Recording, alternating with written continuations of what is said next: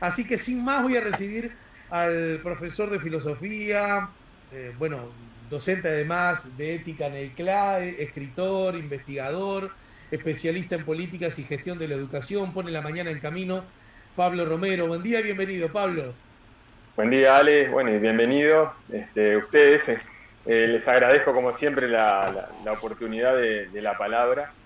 Y sí, por suerte nuestras charlas fluyen y eso es lo importante también porque el pensamiento fluye. Así que, este, como Exacto. siempre, la reflexión es bienvenida y les agradezco la nueva oportunidad de estar charlando con ustedes. Bien, mira, el mensaje de Fernanda había llegado, qué increíble, a través del 099-894-987. Hola Ale, soy Fernanda de Identificación Civil. Me alegro que le fue lindo, un abrazo. Y justo lo estaba saludando. Bueno, Justo ahí. esto también es Uruguay. Me pasó algo en la transmisión del canal YouTube, ya me dirán los compañeros. ¿Vos me seguís escuchando bien, Pablo? Yo te escucho bien. No sé si ustedes me Perfecto, escuchan perfecto. bien. No, porque en un Bárbaro. momento desapareció la imagen, pero todo bien. Bueno, Dale. pará, y ya que te pregunté off the record, pero la gente escuchó porque el micrófono está abierto, por suerte no dijimos nada inapropiado, esto demuestra que, y por lo visto no decimos nada inapropiado nunca. Estuviste en Colonia, así que danos los detalles acerca de esa estadía en Colonia. Bueno, aprovechamos ahí con la familia a ir a pasear unos días allá por el litoral. La verdad que Colonia es un lugar muy lindo en el que retornamos dos por tres y bueno, este verano había sido complicado con las vacaciones, tanto las de enero como que había estado unos días en Mercedes han sido también complicados y lo mismo en febrero, así que bueno, Bien, arranquemos por aprovechamos ahí porque para recargar pilas, que ahora viene el tirón largo, ¿no? a pesar que de pronto a vos no te place recordarlo, pero me parece que ya lo hemos hablado, es de justicia del ataque que recibió tu hijo en las cercanías de Punta del Este, ¿no? Exacto, sí, sí, fue sí, 2 meses y casi 2 meses y medio a esta altura, fue los primeros días de febrero. Ahí está, sí, 2 meses y medio, exacto. Recordaba que era febrero, pero Comienzo. ¿dónde estamos parados? Con relación a ese incidente? Bueno, el 12 de febrero se dio la instancia de formalización de los cuatro agresores, donde se tomaron medidas cautelares por 90 días, o sea que hasta el 12 de mayo tenemos, en este caso tienen ellos la prohibición de acercamiento, de comunicación con mi hijo y bueno, con nosotros, con su familia, que también estamos como testigos, vamos a estar participando del juicio. Y esos 90 días se toman siempre para recabar pruebas, elementos que hacen a la causa y el juicio comenzaría, o hay la posibilidad de comenzar a fijar la fecha a partir de mediados de mayo, esperemos que no se demore mucho, justamente también para que no se prolongue esta situación, que en definitiva al no tener un cierre también deja abierta la expectativa, te diría por lo menos sobre todo en lo más importante que es mi hijo, bueno, una expectativa que él tiene también de cerrar la situación del mejor modo posible. Así que bueno, hasta que no se termine de cerrar el ciclo, el juicio público puede demorar un tiempo largo, ¿no? Nosotros hemos Ujú. estado en unas charlas entre fiscalía y el abogado defensor de los agresores, respecto a la posibilidad de algún juicio abreviado, pero bueno, no se ha llegado de momento a algún acuerdo, porque bueno, nosotros lo mínimo que nos parece razonable en función de la gravedad de los Pero hechos es el hubo una instancia entonces de llegar a ese posible acuerdo. Hubo algunas instancias de charlas, ¿sí? Pero que todavía no se han concretado, sobre todo porque el planteamiento de parte del defensor de los agresores es simplemente un reparatorio y un pedido de disculpas, ¿no? Más nada. O sea, nuevamente aparece el elemento del dinero y el nos equivocamos y bueno, acá no pasó nada. Entonces, bueno, al no asumir esa responsabilidad penal que claramente le compete por los dos delitos que están acusados, ¿no? Que son violencia privada agravada y lesiones personales, bueno, se ha podido avanzar. Nosotros esperamos realmente que, que asuman la responsabilidad como corresponde, y si no, bueno, se asumirá en la instancia del juicio público. Nosotros, en parte, a permitir esa apertura del diálogo, que me parece que siempre es importante también intentar un acuerdo razonable de parte, revictimizar a mi hijo, o sea, que tenga que volver a ir a Maldonado, otra vez pasar por las declaraciones, cámara Gesell, bueno, toda una situación que nosotros, dentro de lo posible, le planteamos a Fiscalía evitarlo, ¿no? Y a Fiscalía le pareció también razonable, pero bueno, por lo menos las primeras charlas no se ha llegado a un acuerdo porque esto que te señalo, ¿no? Que la otra parte, la de colocar, van a hacer un reparatorio económico y bueno, y aquí no ha pasado nada, y bueno, eso por supuesto La que cámara es Gesell, inadmisible. recordarnos por qué debió ser utilizada y recordarnos en qué consiste, porque de pronto el público o parte de él queda afuera de ese concepto. No, bueno, según nos han explicado, porque nosotros no es una experiencia que estemos al tanto por conocerla, digo, no hemos pasado por esas situaciones, pero bueno, es la víctima en este caso, que es mi hijo, está en un lugar aislado, no declara públicamente como el resto de los intervinientes en el juicio público, en donde puede haber público, prensa, familiares, de acceso, digamos, a la instancia del juicio, sino que él va a declarar solo en una, se llama una cámara, digamos, calculo que es como las películas, ¿vieron? Cuando los vidrios de un lado y el testigo en una mesa, bueno, ahí con un actuante del juez, que es el que lleva adelante las preguntas respecto de la declaración que ya ha hecho mi hijo, ¿no? En instancia policial, en instancia de fiscalía, y que ahora tiene que repetirlo, digamos, por tercera vez en el juzgado, eh, con algunas preguntas que parezcan pertinentes por parte, en este caso, del actuante del juez, ¿no? Y bueno, en esa instancia está solo, ¿no? Claro. Entonces, bueno, tiene también su grado en verdad de protección, pero también de volver a enfrentar la situación en ese marco, ¿no? Que por ahí no es lo más agradable, ¿no? Ingresar a una especie de cámara de cuarto secreto en donde estás con otra persona interrogándote a pesar de Lo que, bueno, creo. estás en verdad declarando. Entonces, a todos nos ha parecido razonable también los tiempos del juicio abreviado, ¿no? El juicio abreviado significa, bueno, en cuanto a la aceptación de las partes, la culminación del proceso, y si no, bueno, la instancia del juicio público puede demorar un año, ¿no? Pueden haber apelaciones y llevar incluso más tiempo. Entonces, todo nos resultaba o nos resulta razonable que no se extienda tanto en el tiempo. Pero nosotros, la verdad que en principio suponíamos que, porque además son contundentes las pruebas que están presentes, ¿no? De que hubiera una aceptación de esa responsabilidad de los delitos, que incluso además generalmente en el abreviado para la parte, o sea, para los victimarios también implica en general una reducción de la pena, ¿no? Son acuerdos que se suelen dar en ese sentido.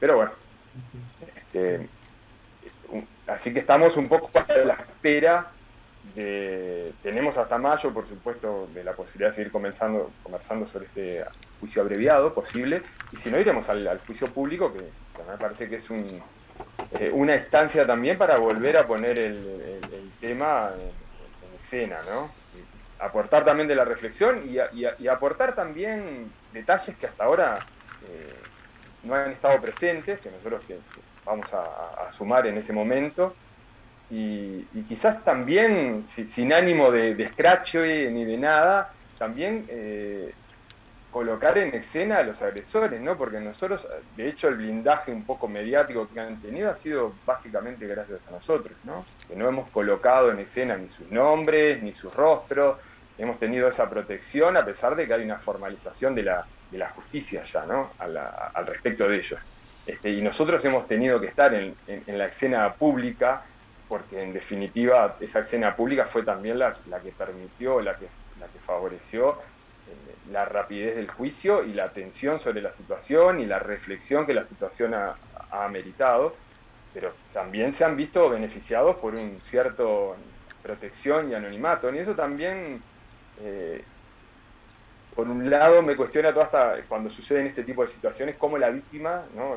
Su familia en este caso, son los que terminan absolutamente expuestos, ¿no?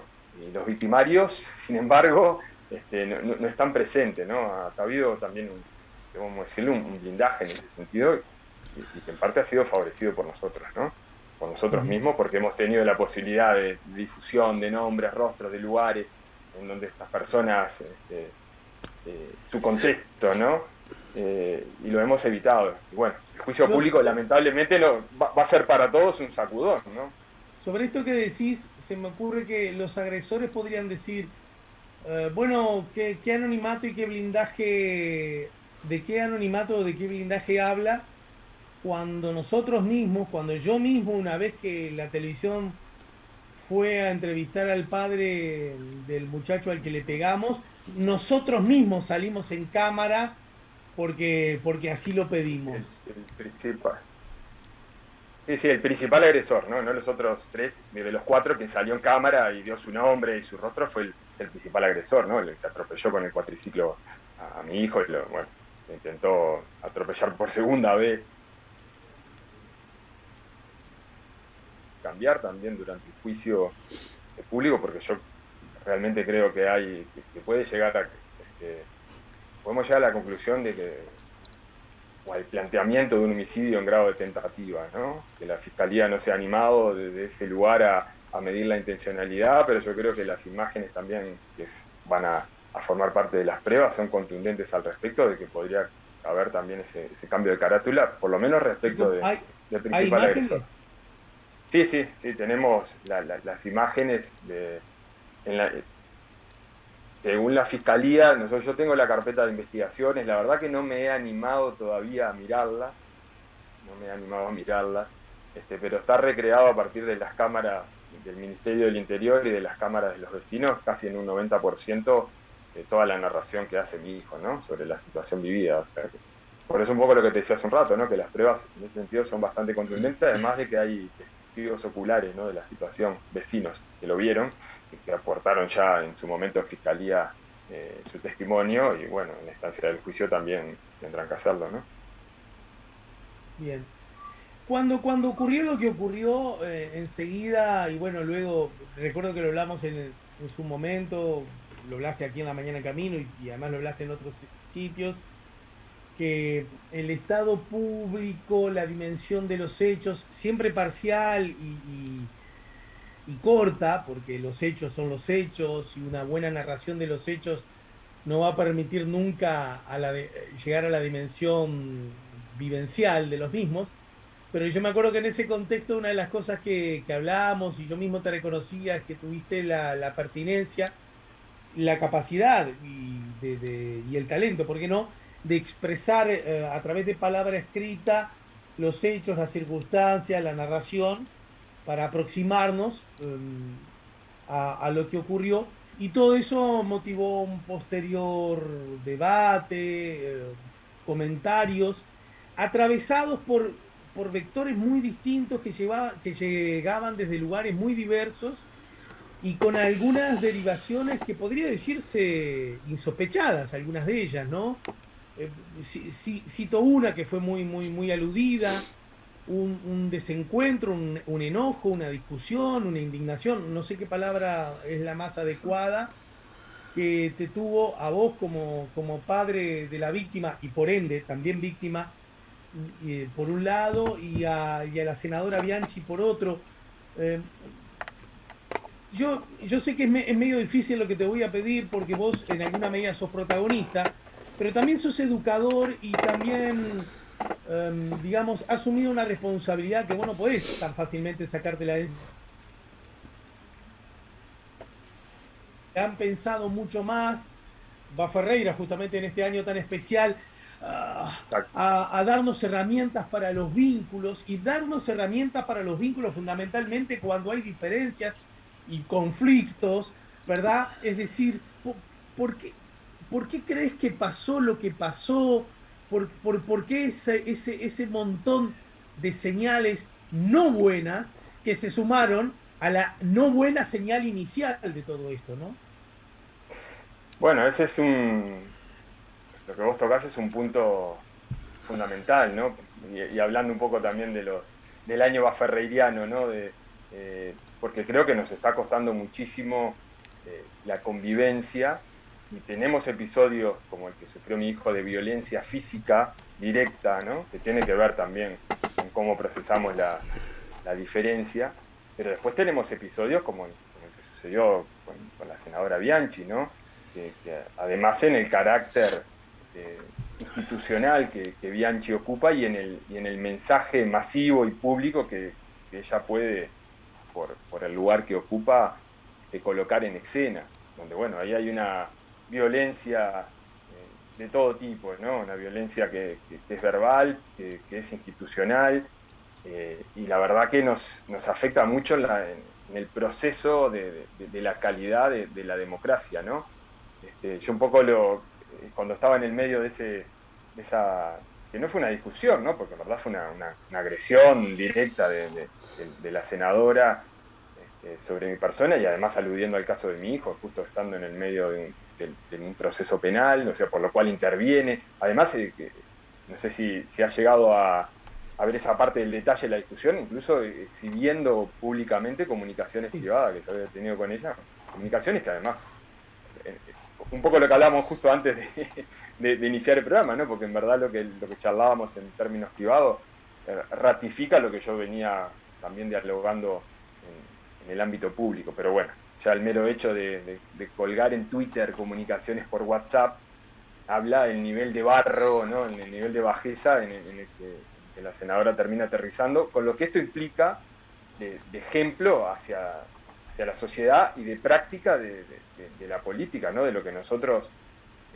podemos después charlar con los alumnos en la clase, ¿no? Que muchas veces hay esta desconfianza hacia el mundo político, hacia el mundo de la convivencia, hacia el mundo del diálogo, hacia la escucha del diferente.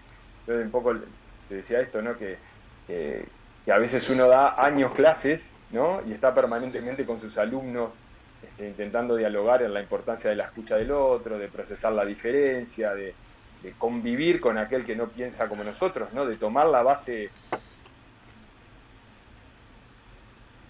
con otro no es un ataque personal, sino son intercambios de ideas, aunque esas ideas puedan estar incluso radicalmente opuestas. Y todo esto puede ser derribado por un tuit, ¿no? De una senadora que ocupa el tercer lugar a mando en la República, ¿no? Pero es que justamente en ese contexto, y para no dejar a nadie afuera, que es una cosa que me obsesiona, ¿cuál era el reproche que la gobernante te hacía a ti con relación a estos sucesos?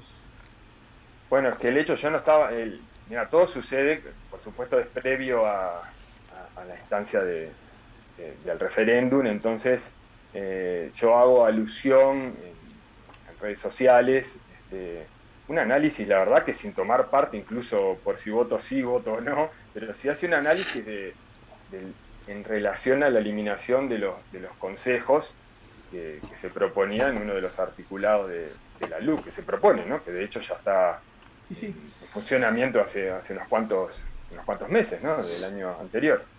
Entonces, bueno, argumento por qué la inconveniencia de esta situación, incluso hago referencia a coparticipaciones que en otro momento se han tenido por el propio Partido Nacional y por el propio Partido Colorado también, ¿no? Cuando el Frente Amplio era gobierno.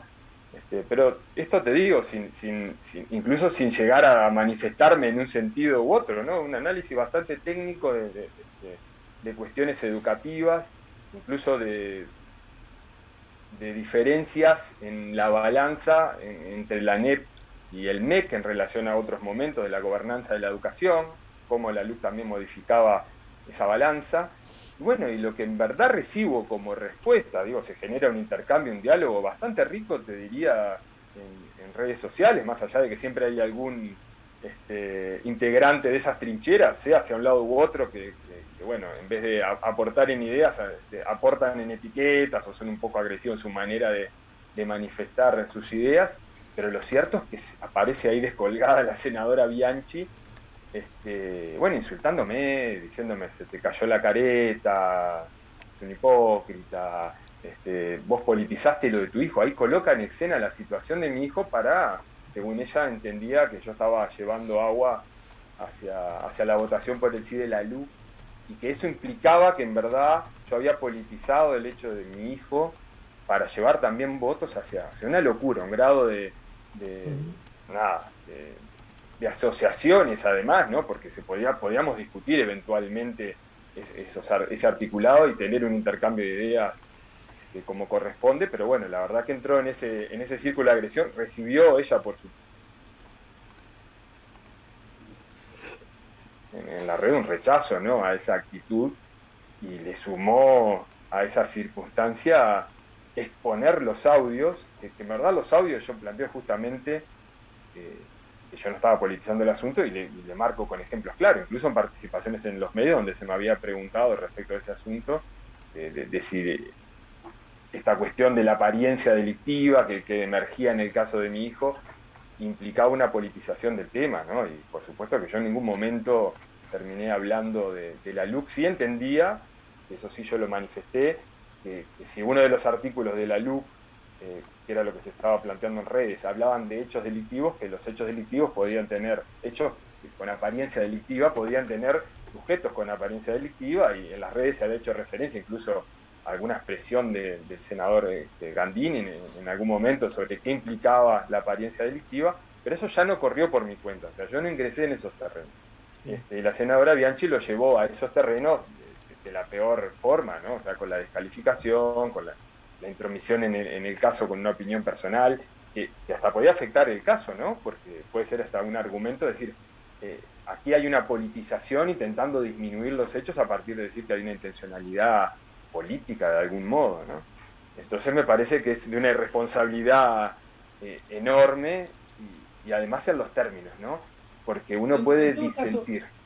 en todo caso, No desde el insulto, ¿no? No desde el insulto y la descalificación, porque claro.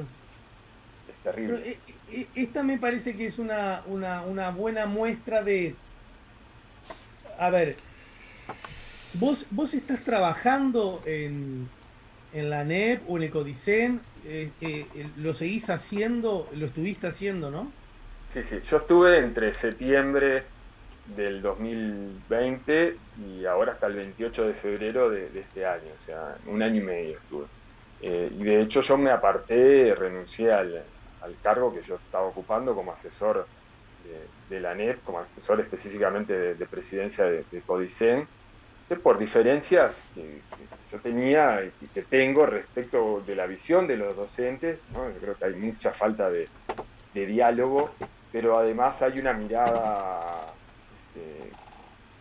no solo de diálogo, sino, te diría, para no ser muy violento en la expresión, pero sí de cierta cuestión despectiva, ¿no? Respecto de nuestra formación, respecto de una cierta estrategia de ubicar a los docentes como quienes ponen el palo en la rueda, esta cuestión de asociar Ujú. el cuerpo docente al cuerpo sindical, ¿no? Y entonces hay un discurso muy fuerte en contra de los sindicatos. Yo creo que eso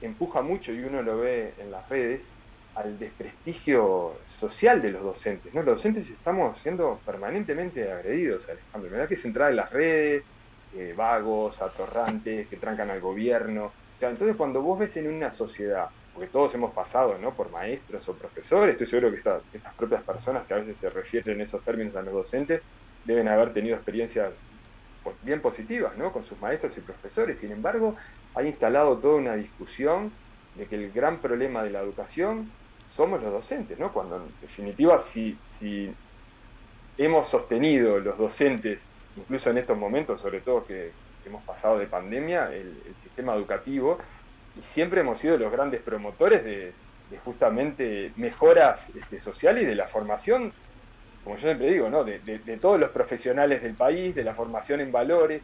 Entonces, a ver, sin endiosar a los docentes, que por supuesto hay que tener espacios de autocrítica, y que también por momentos uno puede decir que los sindicatos pueden tener alguna reacción corporativista que no colabore del mejor modo posible en alguna circunstancia de diálogo, eso también hay que decirlo así.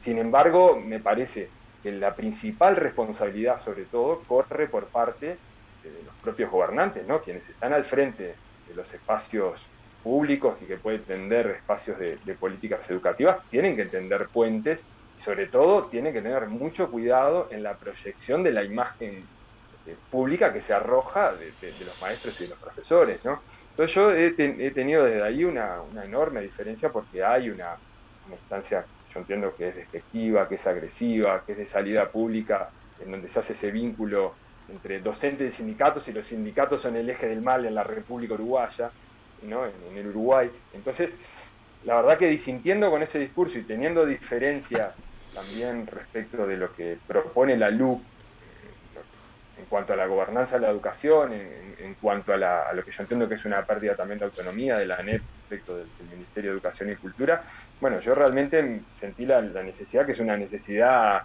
desde un plano ético, ¿no? De que uno, si no comparte y si no hay la posibilidad, si no existe esa posibilidad de poder modificar la situación desde adentro en esas condiciones, bueno, de dar un paso al costado, ¿no?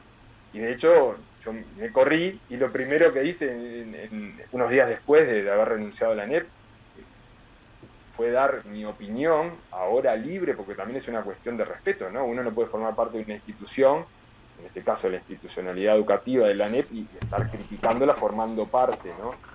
de las políticas que en definitiva también ahí se estaban proyectando. Me parecía que también había una cuestión de respeto mínimo por el cual yo no me había manifestado públicamente respecto de la LUC. Y cuando lo hago, lo primero que recibo es la agresión de este nosotros, entonces te agredimos, ¿no? Y bueno, y la verdad que fue muy violento, pero también significativo respecto de los problemas que tenemos como sociedad para poder procesar las diferencias en el plano de las ideas, ¿no? De las posiciones. Ahora sí me interesa. Vos estabas allí en carácter de asesor, ¿no es cierto? Sí, trabajando en un plan educativo cultural, o sea, yo no estaba interviniendo en el desarrollo específico de construcción de políticas educativas, como por ejemplo de la modificación de la currícula, o sea, los grandes puntos de la reforma educativa que se está planteando. Yo estaba trabajando básicamente asesorando en temas educativos y culturales, pero específicamente en la construcción de un plan educativo cultural con hincapié en pensadores uruguayos, o sea, intentar volver a colocar en escena la importancia de la tradición del pensamiento uruguayo a partir de, bueno, Rodó, en 2021 fueron los 250 años de su nacimiento, estaba empezando a trabajar justamente en el desarrollo para este año de los 150 años del nacimiento de Bá Ferreira, y la reivindicación de muchos autores del campo de la pedagogía nacional, incluso básicamente todos los recordatorios que siguen apareciendo en la web de la ANEP y en las redes sociales vinculadas a secundaria, primaria, donde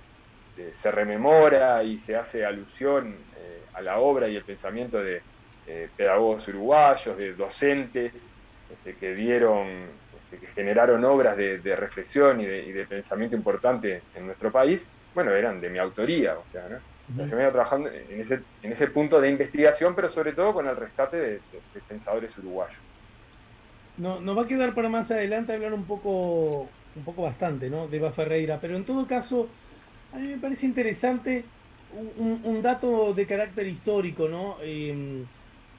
Que estuvo arriba de la mesa en el marco de la discusión de los 135 artículos, pero francamente no estuvo en la medida que yo hubiese querido, pero viste, cada uno tiene sus miradas o sus predilecciones acerca de puntos a debatir, y Oye, tiene que señor ver Twitter, con, el señor la ley consagra la Instagram, eliminación el señor de la Facebook, participación el señor y Telegram, la el señor eliminación de WhatsApp, ciertos o sea, 5 o consejos en 6 el marco personas en el mundo de la controlan gobernanza algún de la teléfono, enseñanza, ¿no es deciden algo cierto? que nosotros Sí, nunca sí. sabremos.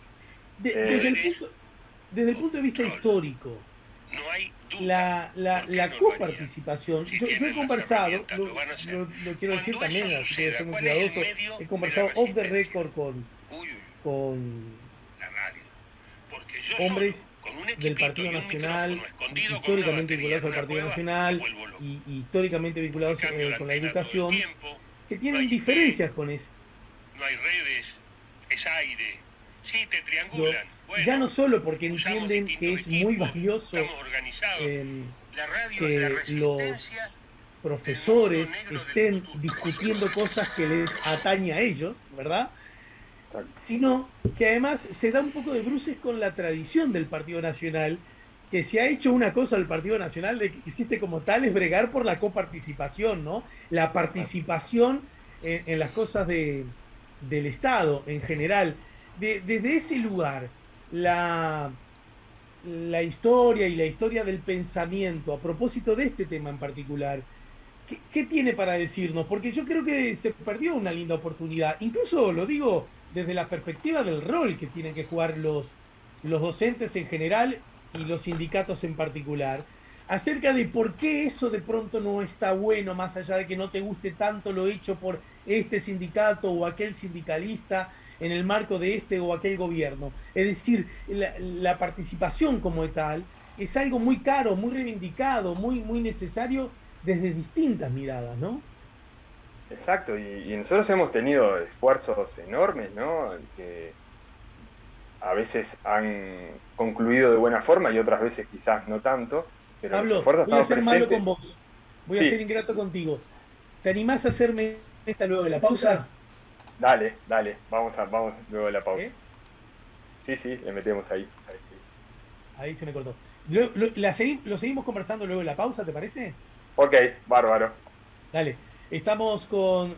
Nos ayuda a poner otra vez la mañana en camino el profesor, investigador, docente Pablo Romero, escritor además. Estamos en el 98.7. ¿Por qué el tema de la participación, la coparticipación, que a veces se entrevera, a veces yo creo que legítimamente se entrevera con algunos conceptos de la gobernanza, quién debe gobernar, en manos de quién debe estar el poder? Son asuntos que me parece que son siempre debatibles y siempre que tienen que estar en empuja democrática y dialéctica de buena calidad. Bueno, lo vamos a hablar con Pablo Romero luego de la pausa.